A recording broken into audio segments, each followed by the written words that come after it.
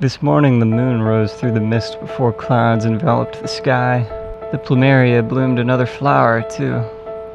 Death and transformation seems to be on the agenda for today. Airplanes are on my mind today. Machines are drawing my attention. In the air they're so banal and frequent and noisy, and yet they'll be remembered as our Roman aqueducts, our finest achievements. I went for a run and filmed mostly dumpsters with my phone. And the moon, of course. Rumor was they were gonna build apartments all over this golf course, turn it into another parking lot. I think everyone would prefer that not to happen, but we're all a little too preoccupied in our high-speed bubbles that we probably couldn't stop them if they decided to do it. Talking about the future takes too much time, while the present drags its heels behind.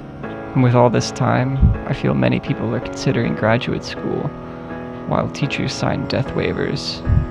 It speaks to the leadership of this Roman Empire. This morning I might have seen Hamlet on the ramparts of our fish tank castle. Maybe an Orson Wellesian Hamlet, sort of like the idea that swims around after watching chimes at midnight or something. That undiscovered country. Fly off to troubles we know not of. Today's reading by Lewis Mumford is brought to you by The Wheel. I like this beginning passage from The Myth and the Machine. Modern man has formed a curiously distorted picture of himself by interpreting his early history in terms of his present interests in making machines and conquering nature, and then in turn he has justified his present concerns by calling his prehistoric self a tool-making animal, and assuming that the material instruments of production dominated all other activities.